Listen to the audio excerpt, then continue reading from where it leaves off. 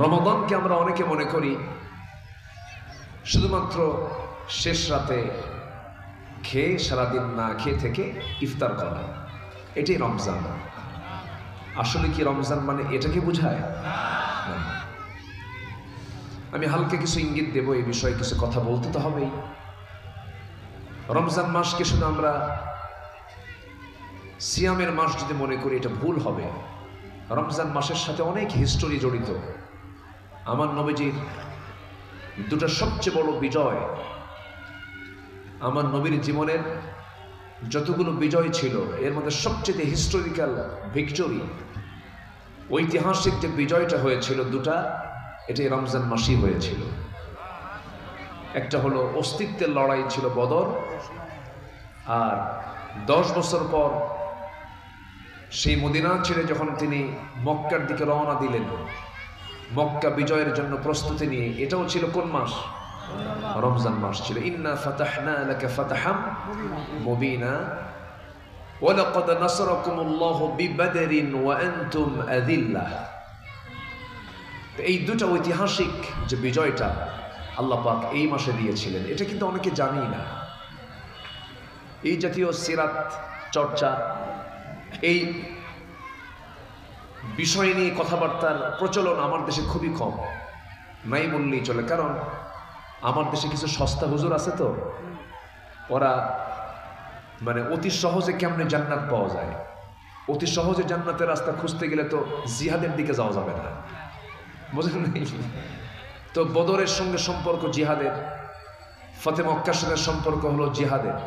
এই জন্য এই ওয়াজগুলো এই জাতি একটু কম শুনেছে, যে রমজান মাস যে বদরের মাস, রমজান মাস যে মক্কা বিজয়ের মাস, এটা অনেকের কাছে কিন্তু অস্পষ্ট। সম্মানিত ভাইয়েরা, আমরা জীবনে অনেকবার রোজা রেখেছি, অনেকবার রোজা পেয়েছি, কিন্তু আমাদের ফলাফল কি, আমরা কি অর্জন করতে পেরেছি, আর সাহাবীরা কি অর্জন করতে পেরেছিলেন, এটাই হচ্ছে আমাদের একটু জাস্ট একটা পরামর্শ, একটা চিন্তা আমাদের মাথায় নিয়ে আসা উচিত। রমজান মানে বান্দার জীবনের পরিবর্তন হতে হবে। রমাদান রমদুন থেকে এসেছে, যার অর্থ হলো জ্বালিয়ে দেওয়া, ভস্ম করে দেওয়া, সারখার করে দেওয়া, শাব্দিক অর্থ। তাহলে এত বরকতের মাসের শাব্দিক অর্থ আবার এত ভয়ঙ্কর কেন? জ্বালিয়ে দেওয়া মানে হলো সেগুলোই জ্বালিয়ে দেওয়া যেগুলো আমার জীবনে অর্জিত গুণাসমূহ, এগুলোকে জ্বালিয়ে দিয়ে, ভস্ম করে দিয়ে নিষ্পাপ মানুষের রূপ নেওয়া। আর উত্তম একটি মাস যেটা, সেটাই হলো কি? মাহে রমজান মাস। মাইকম্যান, চৌচো শব্দটা একটু বন্ধ করে না, এটা একটু খুব ডিস্টার্ব করতেছে আমাকে।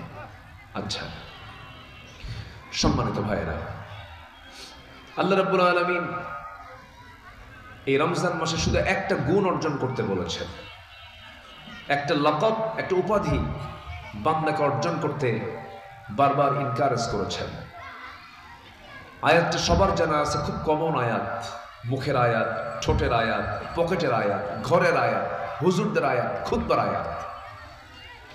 যারা পারেন ঠোঁট মিলিয়ে বলুন, ইয়া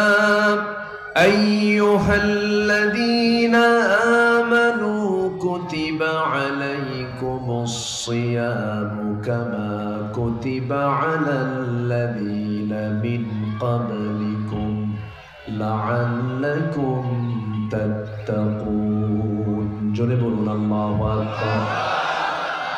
ঈমানদারেরা, তোমাদের উপরে লিখিত আকারে পাশ করে দেওয়া হয়েছে।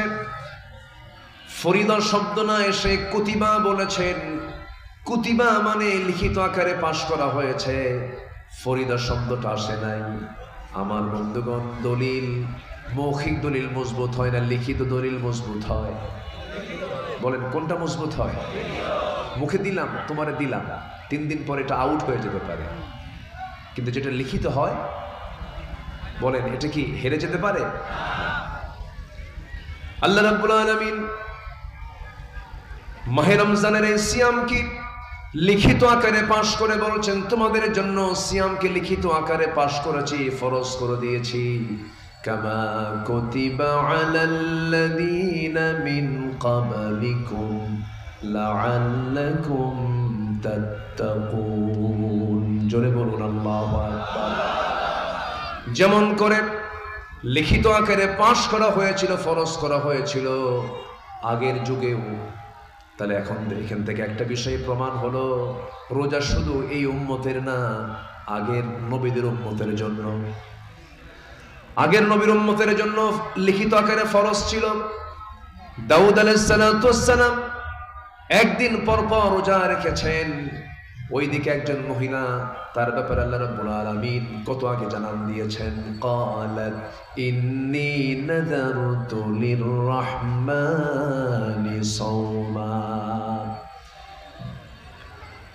সেই মারিয়াম আলাইহিস সালাম যখন বিপদে পড়ে গেলেন, নবজাতক সন্তানকে নিয়ে যখন লোকালিটির মাঝে যখন চলে গেলেন, উপস্থিত জনতা তাকে বলে ফেলল, মারিয়াম তোমার লজ্জা নাই, শরম নাই, স্বামী ছাড়া এক জারজ সন্তানকে সঙ্গে করে নিয়ে তুমি চলে আসছো, তোমার তো শরম টরম কিচ্ছু নাই। সেই সময় আল্লাহ তাকে বলেছিলেন, মারিয়াম তুমি কোনো কথা বলবা না, শুধু বলবা আমি রোজা আছি। আমি কি আছি?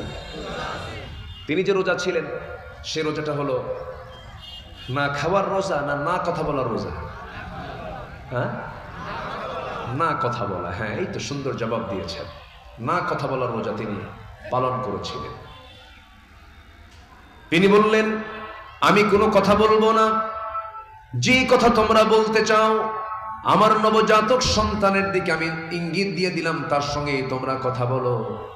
সবাই এই কথাটাকে হাসির মতো মনে করে বলল, হাসির ছলে বলল, মারিয়াম তো পাগল হয়ে গেছে, ছোট্ট বাচ্চা কেমন করে কথা বলবে? 3 দিনের বাচ্চাকে কথা কয় নাকি?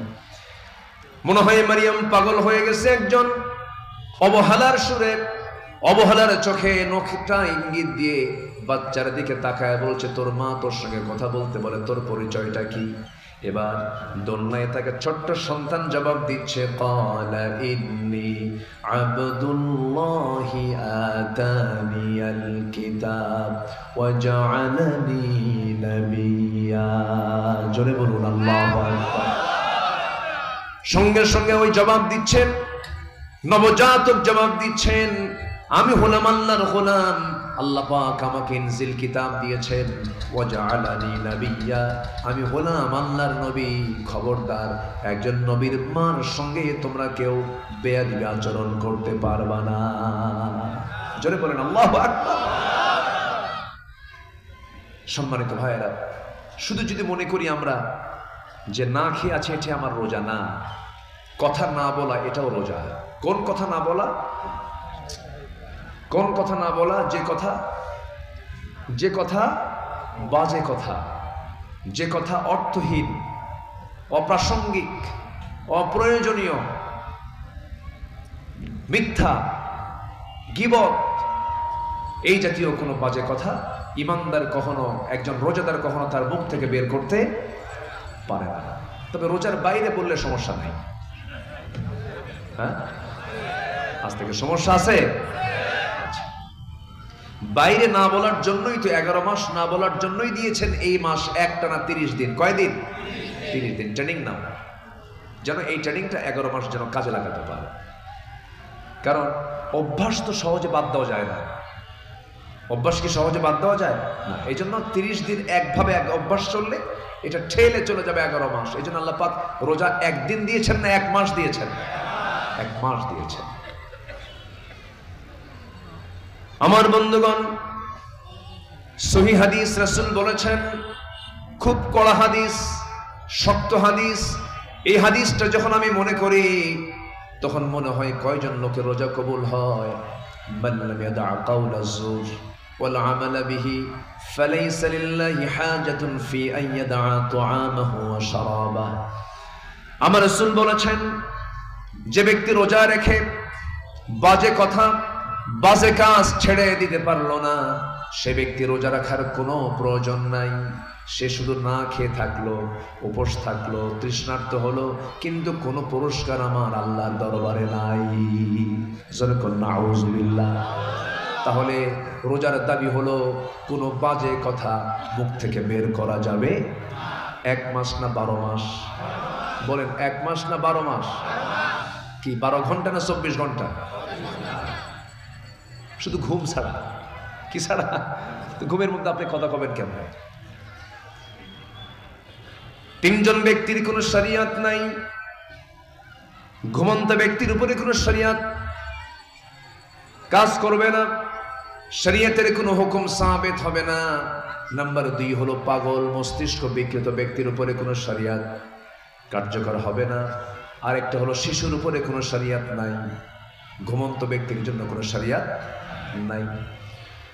আমার বন্ধুগণ, এই জন্য সেই রমজান মাস আমরা পেয়েছি। শুরুতেই কিন্তু আমি বলে দিয়েছি, রমজান মাস হলো বদরের মাস, রমজান মাস হলো মক্কা বিজয়ের মাস। এই বিষয়ে কিছু কথা বলার দরকার কি আছে? কিছু বলবো জোরে বলি ইনশাআল্লাহ। আমাদের তো কথা বলতে দেয়নি 16 বছর। যেখানেই গেছি সেখানেই মঞ্চ উঠলেই আতিপাতি নোংরা লোকগুলো, সমাজের সবচেয়ে নোংরা লোকগুলো মঞ্চ দখল করত। ডান পাশে বাম পাশে বসতো হলো কিরামুন কাতিবিন হইয়া, খুব জ্বালাতন করত, কথা বলতে দিত না, অনেক অত্যাচার করেছে, কোরআন শুনতে তারা বাধার সৃষ্টি করেছে। আজকে যারা এই বাধার সৃষ্টি করেছে, আল্লাহ পাক তাদেরকে বেইজ্জত করে লাঞ্ছিত করে বিদায় করে দিয়েছে। কোরআনের সঙ্গে যারা বেয়াদবি করবে, তাদের চেয়ে বড় বেয়াদব পৃথিবীতে আছে? আন্তর্জাতিক বেয়াদব। কি বেয়াদব? হ্যাঁ, এত বেয়াদব মানুষ হয়, নোংরা। এখনো কিছু কিছু তাফসীর মাহফিলে একটা মহল ডিস্টার্ব করার চেষ্টা করছেন। 16 বছর ওদের কাছ থেকে যদি এই শিক্ষা নেন, আপনাদের ধ্বংস হতেও বেশি দিন সময় লাগবে না। সেদিন নড়াইল একটা মাহফিল ছিল, আমি আলোচনা শুরু করেছি। 20 মিনিট যেতে না যেতেই একজন নেতা আসলেন, বললেন আমি খুব ব্যস্ত, একটু 2 মিনিট কথা বলবো। বলুন তো, কোরআনের আলোচনা ব্রেক দিয়ে ওই 2 মিনিটের কথা কি খুব জরুরি? বলেন জরুরি? এতটুকুন কমন সেন্স যে নেতৃবৃন্দের নাই, তারা তো নেতৃত্বের যোগ্যতাই রাখে না, তারা। আমি 26 বছর এই মাহফিল অঙ্গনে কথা বলি। আমি চেষ্টা করি যতটুকু ভারসাম্য রক্ষা করে, আল্লাহ যেমন করে কথা বলতে বলেছেন, অকুলু লিন্নাসি হুসনা, মানুষের সঙ্গে যখন কথা বলবে সুন্দর করে কথা বলবে, উত্তম কথা বলবে। ওমান আহসানু কওলাম মিম্মান দাআ ইলাল্লাহ। তা আমি এক পর্যায়ে বলে ফেলতে বাধ্য হলাম যে ভাই, একজন মেহমান আসছেন, তো 2 মিনিট উনি কথা বলবেন। জনগণ সব দাঁড়ায় গেছে, বললে হুজুর আমরা অন্য কোনো কথা শুনবো না, চলে গেলাম। একটা লোক সামনে নাই, সব চলে যাচ্ছে। পরে কমিটি বলল, হুজুর এই লোকগুলো আটকানোর মতো ক্ষমতা আমাদের নাই, আপনি একটু বসেন। পরে বসলাম, আল্লাহর মেহেরবানি সব মাহফিলে বসে গেল। ওনারা একটা নীরব আন্দোলন করলো যে কোরআনের ভিতরে বাজি কোনো কথা চলবে না। আমার দেশে এরকম সুপার ক্লাস কিছু বেয়াদব আছে না? বলেন তো আছে না নাই? কোরআন যেখানে আছে সেখানে আর পৃথিবীর অন্য কোনো কথা চলবে না, এটাই তো বাস্তবতা। সম্মানিত ভাইয়েরা, আল্লাহ পাক একটা অনুকূল পরিবেশ দিয়েছেন, এটাকে আমরা কাজে লাগাবো। এটাকে আমরা কাজে লাগিয়ে আগামীর দেশ আমরা গড়তে চাই, কোনো ব্যক্তির মতবাদ দিয়ে নয়, মানুষের তৈরি করা বিধান দিয়ে নয়।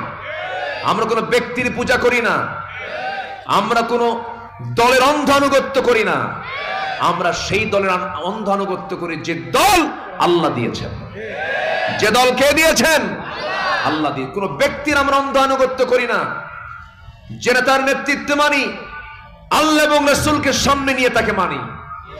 সে যদি আল্লাহ এবং রাসূলের বিরুদ্ধে চলে যায়, সে নেতৃত্বের মুখে আমরা জুতা মারি। فإن تنازعتم في شيء فردوه إلى الله والرسول। সব দেখে তো শেষ করলাম আমরা। 53-54 বছরে মদের ফ্যাক্টরি বানানো হয়েছে, সুদের কারবার তৈরি করা হয়েছে, জেনার লাইসেন্স দেওয়া হয়েছে, সেন্সর বোর্ডে নোংরা সিনেমা নাটকের অনুমোদন দেওয়া হয়েছে, সিনেপ্লেক্স তৈরি করা হয়েছে, এরপরে সুদের কারবারকে বৈধতা দেওয়া হয়েছে। সবকিছুই তো দেখলাম, কিন্তু আজ পর্যন্ত কোন মুসলিম শাসক, তারা মুসলমান, জাহান্নাম থেকে বাঁচানোর জন্য ন্যূনতম নামাজের একটা আইন তারা সংসদে পাশ করতে পারেন নাই। এখান থেকে প্রতীয়মান হয় যারাই ছিলেন তারা কেউ আমাকে আপনাকে জাহান্নাম থেকে বাঁচানোর চিন্তা করে না। অতএব সব দেখা শেষ, আগামীর দেশ হবে কোরআনের দেশ। সব সরকার দেখা শেষ, আগামীর সরকার হবে কোরআনের সরকার, নামাজের সরকার। রাজি আছেন কারা কারা? হাত উঁচু করে দেখান মুসলমান।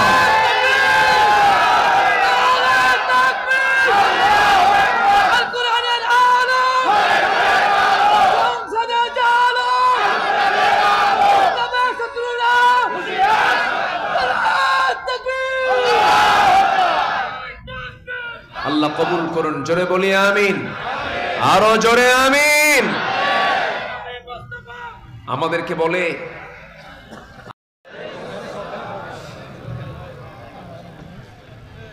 আসসালামু আলাইকুম ওয়া রাহমাতুল্লাহি ওয়া বারাকাতুহু।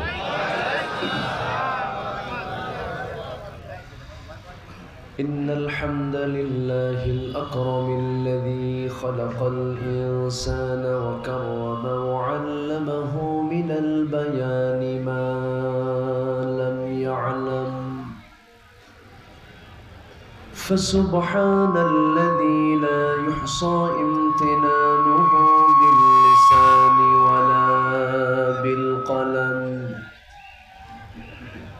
نشهد أن لا إله إلا الله وحده لا شريك له، ونشهد أن سيدنا وحبيبنا ومولانا محمدا عبده ورسوله الذي أرسله بالحق بشيرا ونذيرا وداعيا إلى الله بإذنه وسراجا منيرا. فقد قال الله تعالى في كلامه المجيد وفرقانه الحميد: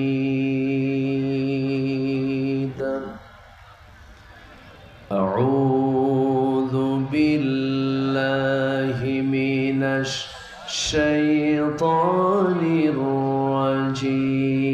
الرجيم. بسم الله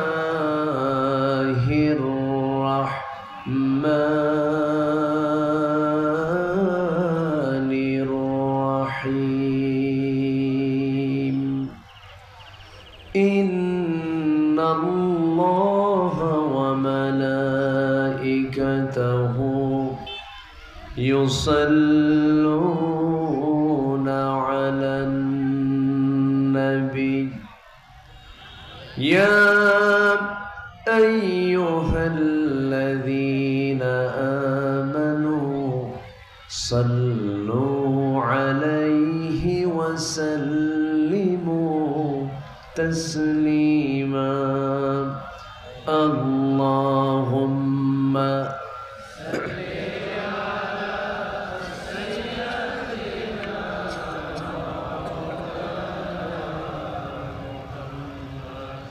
وعلى آله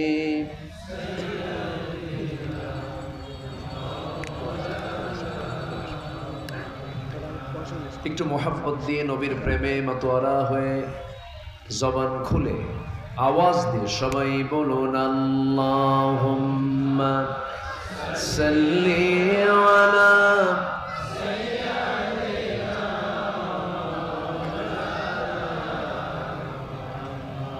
وعلى آل سيدنا সবাই বলুন বালাগাল উলা বিকামালিহি কাশাফাত তুজা বিজামালিহি হাসনাত জামিউ খিসালিহি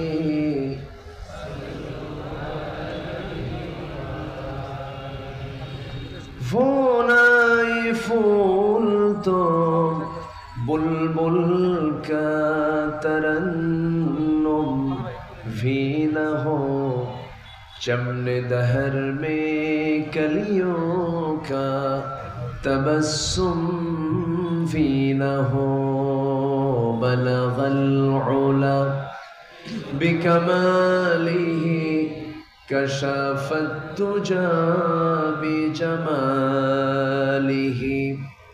حسنت جميع خصاله سلوا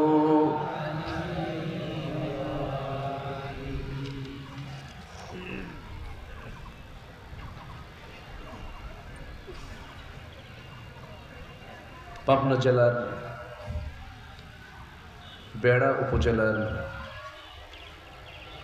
বেড়া পৌর ইমাম মুয়াজ্জিন কল্যাণ পরিষদ মাহফিল ইন্তেজাম কমিটি কর্তৃক আয়োজিত চতুর্থ বার্ষিকী তাফসীরুল কোরআন মাহফিল 2025 দিনের বেলা অনুষ্ঠিত আজকের এই মহৎ আয়োজনের সম্মানিত সুযোগ্য সভাপতি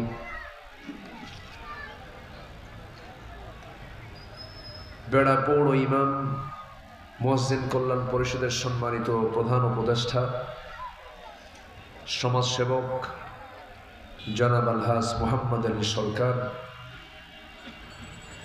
আজকের মাহফিলের বরেণ্য অতিথি আমার অত্যন্ত কাছের, কথা বলেছেন মুহতারাম মাওলানা মুহাম্মদ বাকি বিল্লাহ। আজকের এই প্রোগ্রামের সম্মানিত তত্ত্বাবধায়ক জনাব মাওলানা মোশাররফ হোসেন, মাহফিল পরিচালনায় মাওলানা মুফতি কাউসার আলম, উপস্থিত হযরত উলামায়ে কেরাম, বিশেষ করে আজকের এই প্রোগ্রামের বরেণ্য অতিথি ইসলামী আন্দোলনের অন্যতম সিপাহসালার প্রথিতযশা রাজনীতিবিদ জনাব মাওলানা আব্দুল গাফফার খান, আজকের মাহফিলের প্রধান আকর্ষণ যাদেরকে নিয়ে আজকের এই সাজানো গোছানো বর্ণাঢ্য আয়োজন, তৌহিদের পতাকাবাহী, কালেমার ঝান্ডাবাহী, দ্বীন ইসলামের নরসারদুল বীর মুজাহিদ, প্রাণ প্রিয় সম্মানিত দ্বীনি ভাইরা, আড়ালে বসে আছেন শ্রদ্ধেয়া সম্মানিতা মা বোনেরা। আলোচনার সূচনায় আনুষ্ঠানিকতার মধ্য দিয়ে আমার পক্ষ থেকে আবারও দিলখোলা সালাম, আসসালামু আলাইকুম ওয়া রাহমাতুল্লাহি ওয়া বারাকাতুহু।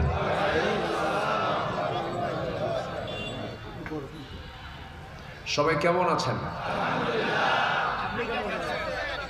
আমাকে প্রশ্ন করলেন, আল্লাহ তাআলা আমাকে তো আপনার সাথেই বসে রেখেছেন, বলি আলহামদুলিল্লাহ।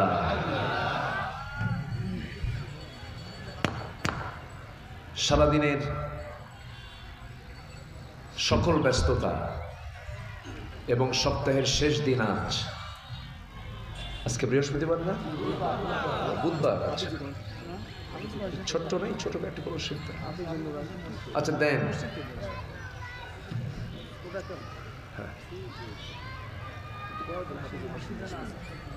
জি, প্রচন্ড ব্যস্ততা দিনের বেলা, সকল কর্মবিরতি দিয়ে সকল ব্যস্ততাকে উপেক্ষা করে আমরা বসতে পেরেছি জান্নাতের টুকরায়। যিনি সুযোগ তৈরি করে দিলেন সেই মহান রবের শানে বলে উঠছি আলহামদুলিল্লাহ। সবাই চিৎকার মেরে বলছি আল্লাহুম্মা ইন্নী আসআলুকা আল হুদা ওয়াত তুকা ওয়াল আফাফা ওয়াল গিনা। সবাই বলি আল্লাহুম্মা আইন্নি আলা যিকরিকা ওয়া শুকরিকা ওয়া হুসনি ইবাদাতিকা। আমরা আল্লাহ তাআলার শুকর আদায় করে নিলাম, মহান রব্বুল আলামিনের শুকরিয়া যে কোরআন শোনার জন্য এমন একটি সুন্দর অনুকূল পরিবেশ আল্লাহ পাক বের করে দিয়েছেন। যদি এই পরিবেশটা যদি না আসতো আজকের এই মাহফিলে আমার আশা হতো না। আমি দীর্ঘ 10 থেকে 12 বছর আমাকে পাবনায় আসতেই দেয়নি, ফেরেশতারা বন্ধ রাখছিল।